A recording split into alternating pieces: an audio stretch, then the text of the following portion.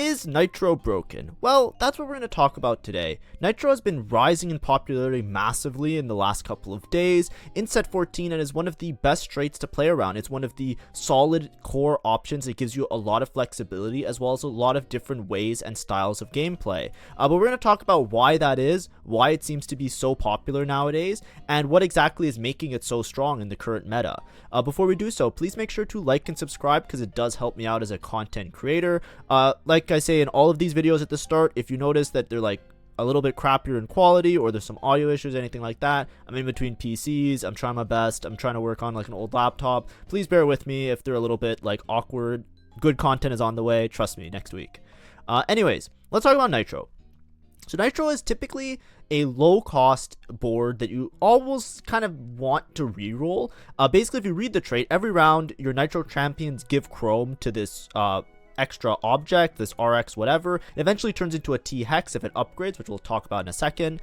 But basically, based on their star level, they will give more Chrome to that particular extra summon, right? This is like the dedicated summon trait of the set where you get an extra unit on your board and it scales with the unit star level. This is something that's very common. It happens all the time. There's pretty much one per set in all of the most recent sets that have existed. Basically with this scaling unit, it basically will gain Chrome, which will give it health and ability power. The amount of Chrome that you get is based off of the star level of the Nitro units that are on your board, and if you can make it to 200 Chrome, then it will turn into the T-Hex, which is what's pictured here. And the T-Hex is absolutely broken. He's so strong, he's so good, and he helps you out a lot. 3 Nitro, you basically summon your little bot that will slowly scale up, and then 4 Nitro, the bot basically gets this giant laser, which is especially potent if you actually get to the upgraded T-Hex, which has basically like an insane ability cast. It just does so much more damage and is so much harder to deal with in terms of its tankiness. Now, if you look at the actual Nitro units, something that's really common with them, or something that's really interesting with them, is this side of the board here, right? If you look here, we have 4 out of 4 Nitro, but if you look at all the traits, this is what makes it so flexible. You basically stacked almost every 2 trait in the game, pretty much, or not all of them, but most of them, right? You have 1 out of 2 Amp, 1 out of 2 Bastion, 1 out of 2 Dynamo, 1 out of 2 Marksman, 1 out of 2 Rapid Fire, 1 out of 2 Techie. You have a really good opportunity to activate any of these traits, and especially if any of these traits are associated with a particularly strong unit, you actually have a really high cap potential. If there's a strong Dynamo, if there's a strong Marksman, if there's a strong Rapid Fire, if there's a strong Techie, you have a lot of options to slot in. So this is a very flexible core.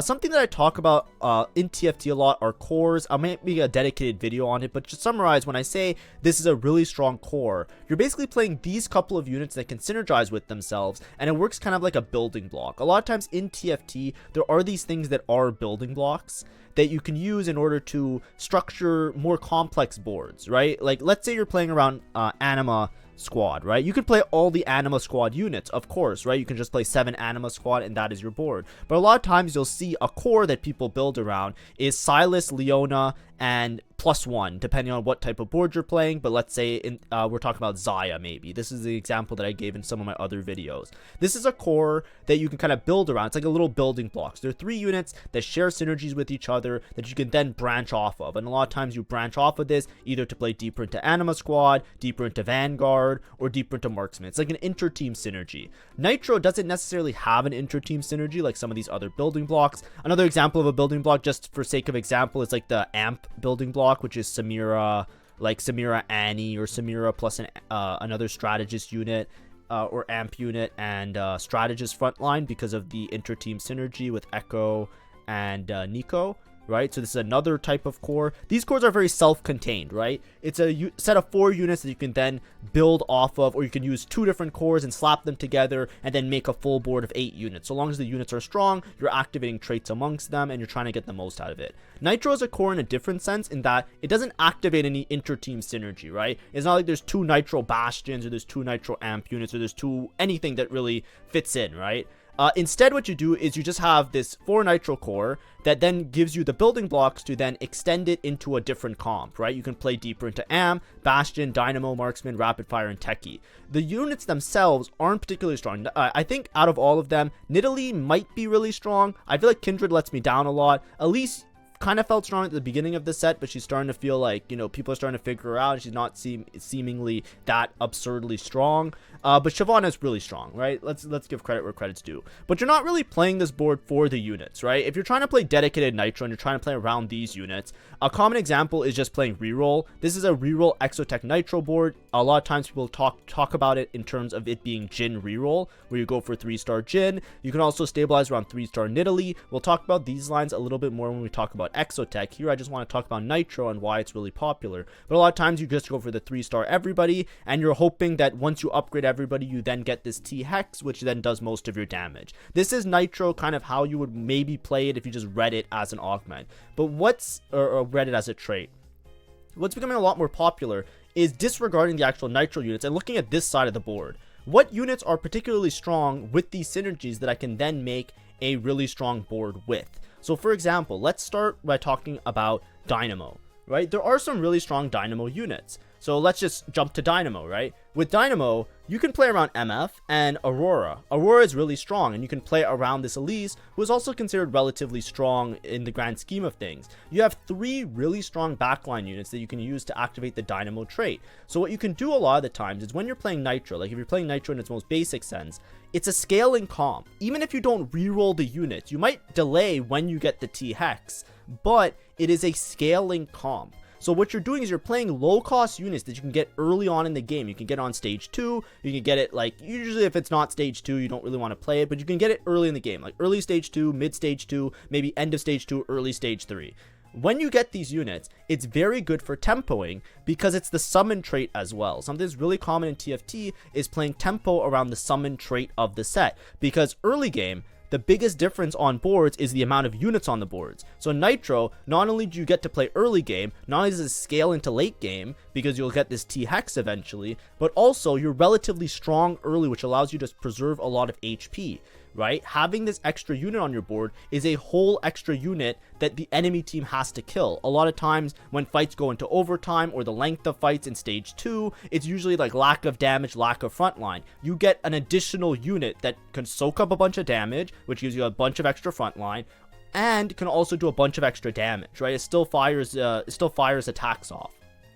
This gives you really good potential to then tempo level into something like this. If you look at this board, why does this board look really strong? Well, of course you're playing around MF, which is a 4-cost. She's pretty good right now, especially with Dynamo, but you're also playing around Aurora. Aurora is one of the most broken units in the game right now, and a lot of the reason why Aurora kind of looks really broken is because they just finished nerfing a bunch of the other 5-costs. If you think about like what units are really strong right now in terms of max capping your board and getting the absolute like highest win potential, it's usually the 5-costs minus the ones that just got nerfed. Do you know what I mean? Right? It's the 5-costs minus the lines that use the ones that just got nerfed. And even those units are okay, but it's just to say, right? Aurora didn't get nerfed in B patch, so she's still as strong as she was when on patch start. Even Renekton's still really strong. And Viego, this was one of the biggest aggressors. In the previous really meta comp of Strategist Amp, Viego was an absolute demon, and he didn't get nerfed at all. He didn't get touched at all. So he is still a really strong 5-cost to play. If you have an early game where it promotes you being strong, you'll have HP, you'll have gold because you'll win streak, or even if you don't win streak, you'll win rounds, you'll preserve HP. Nitro allows you to do that. If you start the game off with Nitro, you can set yourself up in a really good spot to then be able to either fast 8 or fast 9, make it to a point where you can play around high cost units and have a lot of gold and a lot of HP in order to stabilize around those boards. A lot of times when people play 5-cost and 4-cost boards, or boards that are reliant on these high cost units, stability is the main issue. If you're already stable in your early game and you have HP to work with, it removes a lot of the variance in you low rolling. Like, you know, if you low roll your 5-cost or you low roll your 4-cost, or you're stuck on level 8 and you can't find your upgrades, you have time to kind of solve the game or fix your game plan because you preserve the HP in the early game, so you're not just dead instantly. So boards like this actually work really well with Nitro because it synergizes nicely. And additionally, if you start the game off with Nitro and you get a couple early upgrades, especially to the 1-cost, you don't even have to reroll Nitro. By the time the game's over, you're gonna get your T-Hex and it's gonna be worth it. You're gonna have an extra frontline unit that does a bunch of damage. So it actually works really well with these type of comps. But one thing that we're not talking about is some of the more common comps that you play with it. One of the most common ones, similar to the reroll variation, is to play towards Exotech. This is extremely potent if you have a good Exotech item. So for example, in this case, you might want to play around Zeri. Let me find the other. If you see that you have a pulse stabilizer, right? If you start the game off and you have Nitro and you see that you have pulse stabilizer is absolutely broken on Zeri. It works really well with her kit. She's basically an auto attacker. You want to stack her with as many Gwinsus as possible, and she pops off, right? If she's an auto attacker, what helps with auto attacking and stacking up Gwinsu is having a really strong front line. Playing for Nitro gives you that because you get the extra unit on your board. It kind of compensates for not playing super deep into a vertical trait. This is an example where I'm showing you like a board that you would be able to complete on level 9. A lot of times you just play 2 Bastion or 3 Bastion until you make it to level 9. You can also drop 1 Nitro if you're already like on cue that you see that you're going to cash out your T-Hex anyways. You can play 4 Bastion, 3 Nitro on level 8 as well. This is a really strong board and it works really well, especially if you have the Exotech item. Even if you don't have the Exotech item and you put a 3rd item on Zeri, frontline Exotech items also work. This is something that if you start out with Nitro, you can basically tempo, have a lot of gold, have a lot of HP to work with, and then hit a board like this relatively easily, and then you can cap out really high. I put Renekton on the side here, but you can cap out with the T-Hex getting cashed out eventually, and the Renekton eventually getting cashed out. Additionally, I did talk about the MF line. This is more of like an AD/AP line. A lot of times here you're stabilizing around Dynamo, which means it's actually really good to put AP items on your Shyvana, on your Elise, that you can eventually transfer onto Aurora. Sometimes making a Shojin is really good. I think Aurora, I really like Archangel's on her because she gets on the bench, so she always stacks it up really well. But Morello is also really good on her. You can also put like a JG. Sometimes you can drop the mana gen, especially if you make it to 4 Dynamo, because they'll just have enough through the trait itself.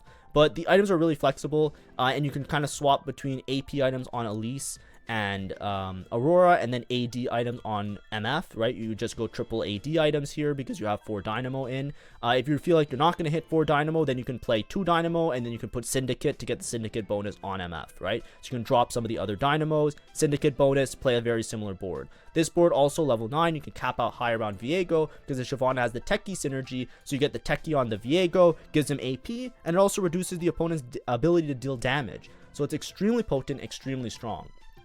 Let's go back to the board. Is Nitro broken?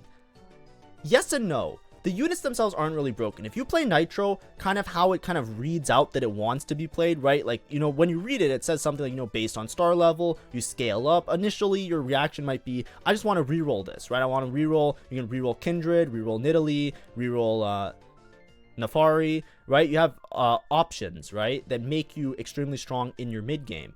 Nefiri. Sorry, people correct me. I know I say that one wrong. That one I do say wrong. I won't back down on the Vigar though. But either way, when you play around Nitro, you have options. That's what makes it strong. If you understand your options, then it's broken. So often, if you see Nitro on 2-1, you should almost always play it.